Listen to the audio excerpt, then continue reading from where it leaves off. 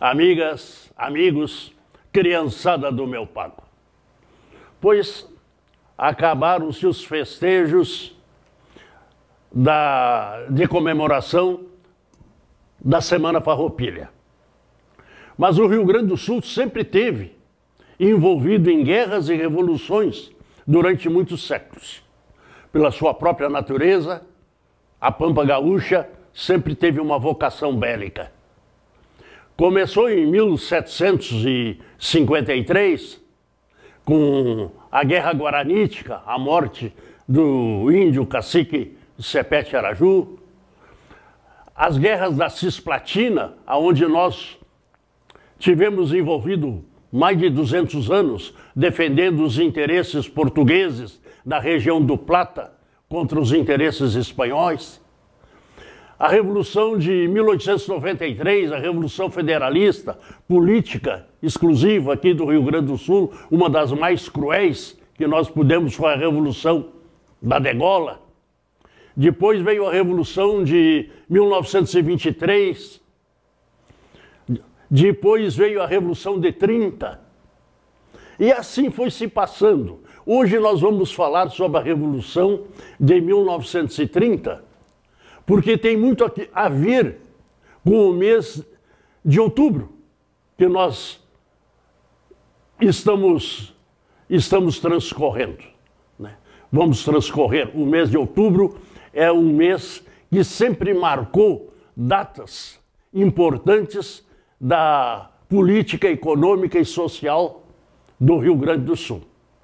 A Revolução de 1930, que hoje vamos prosear, existem, assim, esses meses do ano que são predestinados para certos acontecimentos. O mês de outubro, na década de 30, parece que foi assinalado para acontecimentos políticos no Rio Grande do Sul e no Brasil. Foi no dia 3 de outubro que o general Bento Gonçalves foi preso aqui no combate da Ilha do Fanfa. O combate da Ilha do Fanfa, em triunfo. Foi no dia 3 de outubro que iniciou a Revolução de 1930. Foi no dia 29 de outubro que o mundo foi sacudido pela quebra da Bolsa de Valores de Nova York, dando essa esculhambação toda no mercado internacional, quebrando a economia mundial. Vamos ficar, portanto, agora na Revolução Gaúcha de 1930. As eleições estavam marcadas. As eleições nacionais, as eleições brasileiras estariam marcadas para 1º de março, para o dia 1º de março de 1930. Seriam disputadas essas eleições por Júlio Prestes, presidente do estado de São Paulo, e seu adversário, o gaúcho Getúlio Vargas, presidente do estado do Rio Grande do Sul. Getúlio tinha como seu vice João Pessoa, o grande João Pessoa, presidente do estado da Paraíba, e João Pessoa foi assassinado em meio à campanha eleitoral lá na Paraíba. Estava, com o assassinato de João Pessoa, estava aceso o estopim da Revolução de 30. Oswaldo Aranha, grande nome gaúcho, Oswaldo Aranha, Flores da Cunha e Lindolfo Collor. Lindolfo Collor, que era avô desse senador aí meio lalau aí, lideravam o movimento revolucionário. Esses homens lideravam o movimento revolucionário aqui no Rio Grande do Sul e no Brasil. O dia das eleições não poderia ser pior, com a pior escolha. Foi escolhido o dia das eleições, acredite se quiserem, no início do carnaval. Foi no dia que começou o carnaval no Brasil, era o dia marcado para as eleições. Vejam vocês que a falcatrua já começava aí. Não deu outra, não deu outra.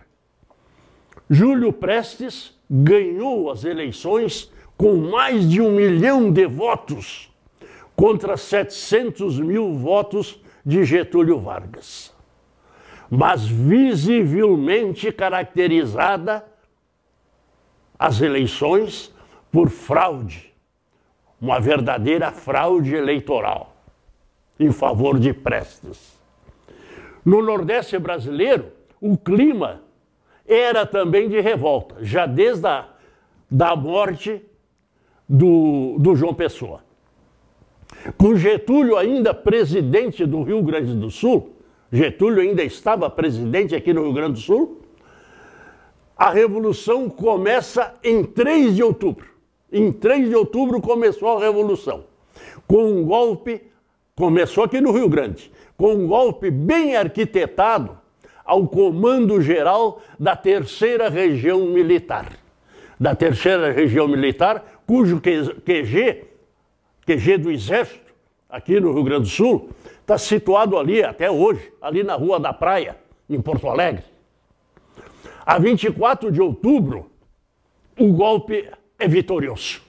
O golpe impetrado por Getúlio, por Oswaldo Aranha, por Lindolfo Collor, é vitorioso. Foi deposto o presidente da nação, Washington Luiz, e uma junta militar assumiu o poder. Aguardando, então, a junta militar assumiu o poder, aguardando a chegada no Rio de Janeiro de Getúlio Vargas, que foi de trem do Rio Grande do Sul ao Rio de Janeiro, sendo ovacionado por todas as cidades por onde o comboio passava, a população aplaudindo Getúlio e os seus companheiros em direção ao Rio de Janeiro para assumir a posse de presidente da República Brasileira, para ser empossado como presidente do Brasil. Era o fim da República Velha, o fim daquela República antiga, já embolorada, e era o início da Era Vargas, da República Nova. Milhões de pessoas aguardavam Getúlio no Rio de Janeiro. Milhões e milhões de pessoas aguardavam Getúlio no Rio de Janeiro a 29 de outubro de 1930. Junto com Flores da Cunha, Oswaldo Aranha e tantos outros. Num gesto simbólico, inclusive, essa gauchada amarrou os seus cavalos no obelisco da Avenida Rio Branco, no Rio de Janeiro, fato tão comentado até os dias de hoje, que os gaúchos amarraram os seus cavalos no obelisco da Avenida Rio Branco, no Rio de Janeiro. Era o início da Era Vargas, começada em outubro. Começava, então, assim, o período da Era Vargas, que somente terminaria a 24 de agosto de 1954, com o trágico suicídio do presidente Getúlio Vargas. Um feliz outubro para todos nós. Até quarta, tchê.